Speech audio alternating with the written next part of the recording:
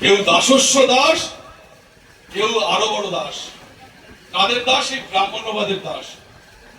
তাহলে কে পুনর্গঠন করবে জাতিকে? কে উদ্ধার করবে?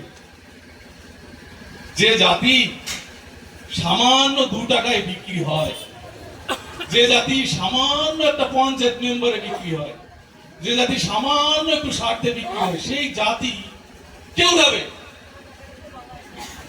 এই যে দিদির কিছু টাকা পয়সা হয়েছে, দেখালো ভালো ভালো, এখানে বলুন তো সবাই সচেতন, কাকে বলবো কি বলবো? সচেতন মানুষগুলো এখানে এসছে, এদের কি শোনাতে হবে? এরা তো সচেতন, এদের তো জাগ্রত মানুষ। যাদের শোনাবো তারা কোথায়? কই এখানে একজন লোক কোথায়? তবে আমি কিন্তু অবাক হয়েছি, মারাত্মক একটা অবাক এই বাড়ি এসে হয়েছে। মন্দিরের ভিতরে হরিচাঁদ শান্তিমাতা, আর একদিকে গৌতম বুদ্ধ, একদিকে বাবা সাহেব। আপনারা তাড়া ভাড়া খাননি তো? কি বলেন? আমি বিশ্বাস হচ্ছে না, লাঠির বাড়ি পড়েনি তো মতুয়াদের?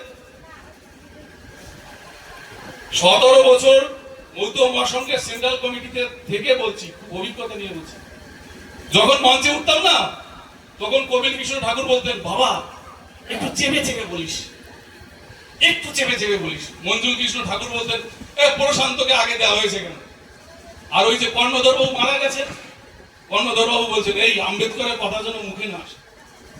আর গুরুচাঁদ ঠাকুরের এই রাজনীতির কথা বলো না। ওই যে সবিতা দিস বড় সাক্ষী আছে, বুঝেছেন? জাতি ঠাকুর বাড়ি বক্তব্য হবে, মঞ্চে বক্তব্য হবে, এ কাঁচা মনে প্যান্টি টেনে ছিঁড়ে ফেলে, বলা যাবে না, ওটা বলা যাবে। এগোচ্ছে সমাজে, একটু এগোচ্ছে, কিন্তু আমাদের জাতি যতটুকু এগোচ্ছে, এখন ওই হরিচাঁদ ঠাকুরের ইচ্ছায় ওই কাঁচা খুলে ফেলেন আর কি টেনে। আম্বেদকরের কথা বললে বা গুরুচাঁদের সমাজ আন্দোলন রাজনীতির কথা বললে কাঁচা টেনে খোলে না, একটু এগিয়েছে, তাই তো? কিন্তু ব্রাহ্মণ্যবাদ এগিয়েছে 100 গুণ। ওরা এগিয়েছে, ওরা সচেতন হয়েছে 100 গুণ, ফলে ওদের সঙ্গে আমরা দৌড়িয়ে পারছি না। আমরা ভাবছি আমরা এগিয়েছি, কিন্তু আমাদের থেকে ওরা অনেক এগিয়েছে। তাহলে জায়গাটা কোথায় রইল? আপনি আন্দোলন করবেন, আপনার নিজের পাশের মানুষটাও আপনার কাছ থেকে দূরে চলে গেল। কিন্তু এই যে যারা বললাম যে বাবা সাহেবকে একদিকে, বুদ্ধকে একদিকে, যারা প্রতিবাদ করে, আসলে এরা জানে না, ইতিহাস জানে না, এরা কিছু জানে না। এরা রামায়ণ মহাভারত ভাগবত গীতাও পড়েনি। ধর্মগ্রন্থ পড়লে এরা মানুষ হতো। বললাম ধর্মগ্রন্থ পড়লেও মানুষ হতো। যে ধর্মগ্রন্থে রয়েছে শূদ্র কে, নারী কে, এদের অবস্থান কোথায়?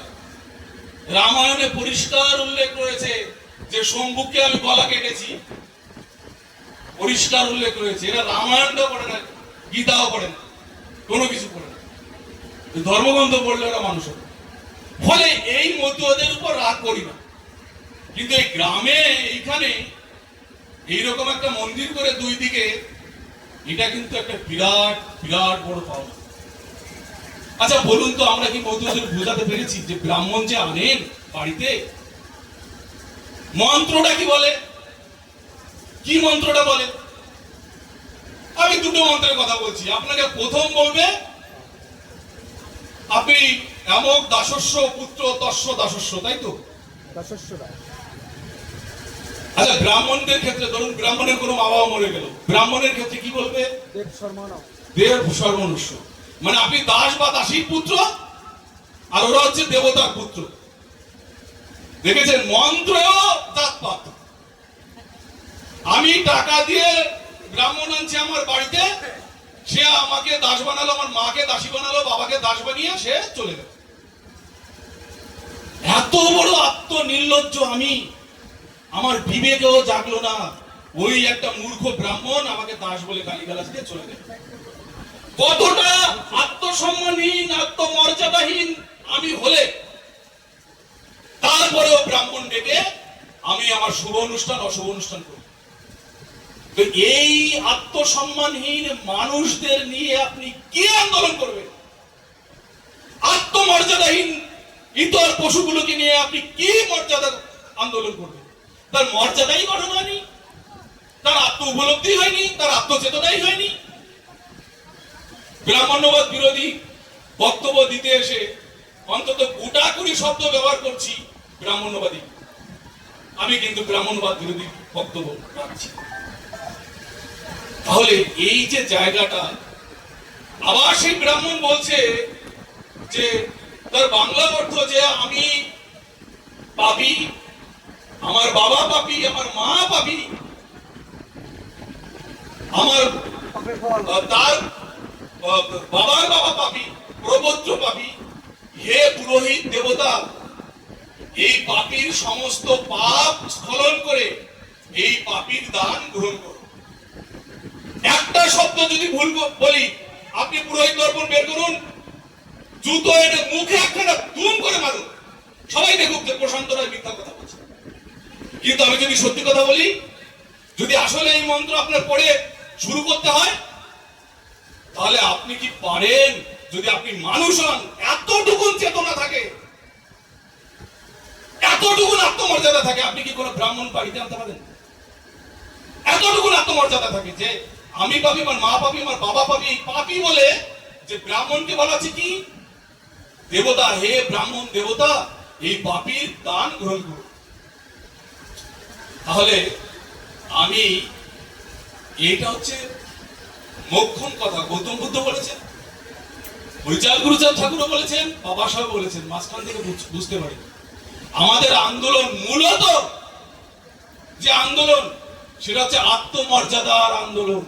যতদিন এই জাতির আত্মমর্যাদার জাগরণ না ঘটবে, ততদিন এই জাতির সামাজিক আন্দোলন হবে না, ধর্মীয় আন্দোলন হবে না, রাজনৈতিক আন্দোলন তো হবেই না। আমি বুঝতেই পারলাম না আমি কি মানুষ না পশু। গুরুচাঁদ ঠাকুর দুঃখ করে বলেছে না, ইতর পশুরা আছে বেঁচে যে এইভাবে, তোরাও তাদের মতো কাজে কি স্বভাবে, এমন জীবন বল বেঁচে কি বা ফল, আকারে মানুষ বটে পশু একদল। আমি ভাবছি আমি তো মানুষ, দুখানা হাত আছে, দুখানা পা আছে, উপরন্তু জনগণ বলা যায়।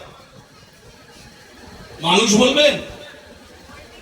মানুষ যার মান এবং হুঁশ নেই তাকে মানুষ বলবেন? গুরুচাঁদ ঠাকুর কিন্তু বলেন, পশু বলেছে, ইতর বলেছে, আরো অনেক বাজে বাজে ভাষা দিয়েছে। ফলে আমার মনে হয় নমশূদ্র জাতি, এই যে চন্ডাল জাতি, আন্দোলনটা হোক আত্মসম্মান জাগরণ বোধের আন্দোলন, তবেই জাতির পুনর্গঠন সম্ভব। না হলে পুনর্গঠন কিন্তু কোনোদিন হবে না। সে আগে বুঝতে শিখুক যে আমি মানুষ।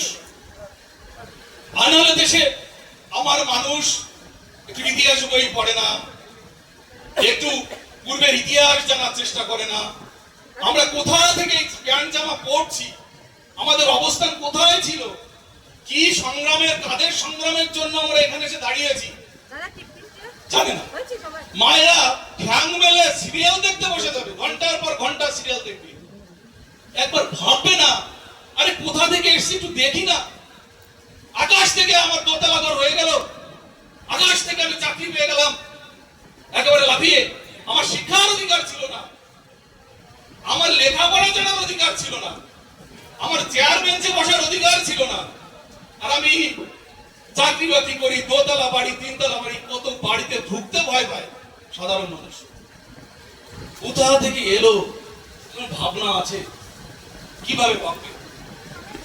কতটা আত্মমর্যাদাহীন এই নমশূদ্র জাতি চলে গেলে 38 লক্ষ মতুয়া নমশূদ্র ভোটের বাইরে থাকার পরেও একটা মাটির রাস্তার পথও অবরোধ হয়নি। আমি হাই রোড দূর ছেড়ে দিলাম, একটা মাটির রাস্তা, মাটির রোড, যেখানে দিনে 50 জন লোক হাঁটাচলা করে, সেই রোড আমরা অবরোধ করতে পারিনি। এতটা আত্মসম্মানহীন, আত্মমর্যাদাহীন পশুতে পরিণত হয়েছে। এই 38 লক্ষ যাদের ভোট নেই, এরা যদি এক জায়গায় হয়ে, এর 5 লক্ষ লোক যদি গিয়ে এই ব্রিগেডে এক জায়গায় হতো, 5 দিনের মধ্যে তারা আইন বদলাতে বাধ্য হতো। তারা দেখছে বাহ বাহ বাহ, কত বড় এই নালায়ক গুলো, এত বড় বাস দিলাম, তারপরেও তারা একটা মাটির রাস্তা অবরোধ করতে পারলো না। Wait wait and see. তারা তো বুঝে গেল এই ভিড় জাত এরা আন্দোলন করতে পারবে না। এরপরে যে আইনটা আসবে, এরপরে তারা তো লোক পেয়ে গেল যে এদের দ্বারা কোনো প্রতিবাদ হবে না। এরপরে একটু ওয়েট করুন, নালায়কগুলো একটু ওয়েট করুন। পরবর্তী জেনারেশন কোথায় যাবে যে নালায়করা এইটুকু ভাবেনি? দালালি করেছে, গোলামগিরি করেছে, চামচাগিরি করেছে। এই চামচা গোলামগুলো শুনে রাখুন, কান খোলা করে শুনে রাখুন। পরবর্তী প্রজন্ম, আপনার ছেলে, আপনার মেয়ে বলবে আমার বাবা, আমার দাদু এরা গোলাম, এরা চামচা, আমাদের জেনারেশনকে এরা ধ্বংস করে দিয়ে গেছে, ব্রাহ্মণ্যবাদের পা চেড়ে চেড়ে ভরসা করে দিয়ে গেছে, আর জাতিকে ধ্বংস করে দিয়ে গেছে। একটু ওয়েট করুন, একটু ওয়েট করুন। শুধুমাত্র একটা এমপি, একটা এমএলএ, ভাবতে পেরেছেন জাতি কি করবেন, কি করবেন? আমরা তো 2016 সাল থেকে বলেছি যে ব্রাহ্মণ্যবাদীরা আমাদের সারাদিন সারা রাত শুধু গালিগালাজ করে সংরক্ষণ সব খেয়ে নিল খেয়ে নিল খেয়ে নিল, সেই ব্রাহ্মণ্যবাদীরা আমাদের উপকার করতে পারে না। আমরা 2016 সাল থেকে বলে আসছি এই এনআরসির নামে ওই অন্য কেউ নয়, মতুয়ারা এমন বিপদে পড়বে, আজ ভোট কাটার পরেও তাদের চেতনা নেই। কাদের বাঁচাবেন, কাদের পুনর্গঠন করবেন? কুকুর বিড়াল পশু নিয়ে পুনর্গঠন করবেন? স্রোতের অনুকূলে সোজাসুজি কাটা যায় একটা নদীতে? মরা গরু, পচা গরু, নোংরা আবর্জনা পালি পালি ভেসে যায়। স্রোতের বিপরীতে মাছ, জীবন্ত প্রাণ, তারা স্রোতের বিপরীতে যায়। কোথায় কোথায় সেই জীবন্ত প্রাণ? কোথায় আমার সমাজের 10 জন খুন হয়েছে এই নাগরিকত্ব আইন করতে গিয়ে? আছে নিদর্শন? 10 জন জেলে গেছে? আছে? একজন জেলে গেছে? আছে? এদের দিয়ে পুনর্গঠন, সমাজ পুনর্গঠন কি করে সমাজ পুনর্গঠন হবে? আমরা গুরুচাঁদের দর্শন মেনেছি, হরিচাঁদের দর্শন মেনেছি, একটা কথা তাদের মেনেছি। যদি না মেনে থাকি একটু ওয়েট করুন, আর একটু ওয়েট করুন। গুরুচাঁদ ঠাকুর তাহলে মিথ্যা হবে, হরিচাঁদ ঠাকুর মিথ্যা হবে, আম্বেদকর মিথ্যা হবে।